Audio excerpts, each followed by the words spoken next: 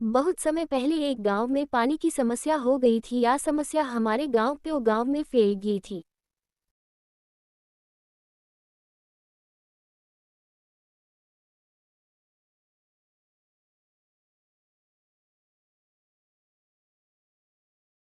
हमारे सभी खेत सूखते जा रहे हैं। अगर पानी की व्यवस्था नहीं हुई तो फसल नहीं हो पाएगी। गांव वाले भूखे मर जाएंगे। इस बार जमींदार ने बोल दिया है, मुझे मेरा लगान चाहिए, बारिश हो या ना हो। लगता है अब यही अंत है, पर किसका का रक्षा करो भगवान। हम लगान भी देंगे इस साल और फसल भी अच्छे से होगी, सब ठीक हो जाएगा। लेकिन कैसे बेटा? अब चलो मेरे साथ जमींदार के घर है। कहाँ अंदर जा रहे हो? पूरा गाँव उठकर यहाँ आ गया है। क्या हमें जमींदार जी से मिलना है? अभी जल्दी से जमींदार को बाहर बो। अरे क्या काम है वो हम उनको ही बताएंगे, तुम जाकर बता दो कि गांव के सभी लोग आपसे मिलना चाहते हैं। मुंशी जी कितना उधार बाकी है? कदार का मालिक 10,000 मूल 200 अभ्यास। पूरा गांव ऐसा क्या हो गया? चलिए क्या मुसीबत आन पड़ी जो आज पूरा गांव मुझे दर्शन देने आ गया? मुसीबत तो बड़ी ही है मालिक, अब हमें आपकी मदद चाहिए। कैसी मदद? अब हम इस बार लगान नहीं दे सकते। क्या गाँव में जल की कोई व्यवस्था नहीं है? धरती गर्मी से तप रही है, बारिश नहीं हुई तो खेत धूप से जल जाएंगे। मुझे कुछ नहीं पता, मैं तुम्हारी पहले ही बहुत मदद कर चुका हूँ अब और नहीं। मुझे लगान चाहिए। जब जमीनें बंजर पड़ी रहेगी तो लगान कैसे देंगे? आप ही बताए। हमें लगान मिलेगा आपको 2 साल का, लेकिन आपको हमारी एक आखिरी मदद करनी होगी। कैसी मदद? आपकी पुरानी हवेली जो पुराने खोखले बांसों से भरी पड़ी है, वह सभी बांस हमें चाहिए। अगर वह बांस दे भी दूं तो मेरा लगान कैसे मिलेगा और इससे पानी खेतों में कैसे बरसेगा? वो आप मुझ पर छोड़ दीजिए। ठीक है, तुम हवेली से बांस ले सकते हो। सभी बांसों को काटकर एक साथ जोड़ना शुरू करो और एक एक हिस्सा खेतों की तरफ रखो। पानी बांस से निकले तो सीधा खेत में ही जाए। बांस से पानी कैसे निकलेगा? कारण भैया निकलेगा। जल्दी जल्दी करो, अब जल्दी जल्दी एक दूसरे पास को काट काट कर जोड़ो और बांसों की नाली तैयार करो। पानी बांसों की नाली से होता हुआ सीधा खेतों में आएगा। अरे और कितना लंबा लेकर जाना है इन बांसों को? बस ज्यादा दूर नहीं, गांव की सरहद पर जो नदी है उससे ही इसे जोड़ना है। वाह भैया, तुमने तो कमाल कर दिया, तुमने फसल को बचा लिया। बेटा तुम सच में बुद्धिमान हो। कारण भैया की जय, भैया की जय हो। बहुत बढ़िया, पानी की इतनी अच्छी व्यवस्था मान गए तुम्हारी बुद्धि को। कारण लगता है इस बार लगान की पूरी भरपाई कर दोगे तुम लोग। ये सब आपकी मदद से ही हो पाया है जमींदार जी। वह सब तो ठीक है कारण, अब इस बार तुम लगान देकर मेरी मदद भी कर देना। हम फसल काटते ही आपका लगान चुका देंगे। जमींदार जी ठीक है, मुझे तुम लोगों पर पूरा भरोसा है। अरे ये तो फसल को खा जाएंगे और ये इतनी बड़ी तादाद में है कि ये गांव के पेड़ पौधों को भी उजाड़ देंगे। ये क्या मुसीबत है बेटा? ये इतनी सारी टिड्डी, वो भी इतनी बड़ी बड़ी, ये तो पूरी फसल को नष्ट कर देंगे। ये तो कुछ अलग ही टिड्डी है। काका अब क्या होगा बेटा? हम सब बर्बाद हो जाएंगे। कारण भैया हम सब बर्बाद हो जाएंगे। शु भैया लो निरंजन, ये मुसीबत आसमान से आई है, इसका इलाज भी वहीं से आएगा। कैसा इलाज बाबा? ये तादाद में इतनी ज्यादा और बड़ी टिड्डी है कि हम इसको कभी भी खत्म नहीं कर सकते। ये प्रकोप है इस गांव पर बेटा, पहले बारिश ना होने से जल प्रकोप, अब आसमान से यह मुसीबत। कुछ उपाय बताए इस मुसीबत से बचने का। बाबा लक निरंजन, ये धनुष और ये 3 बांध तुम्हारी मुसीबत का हल है। केवल 3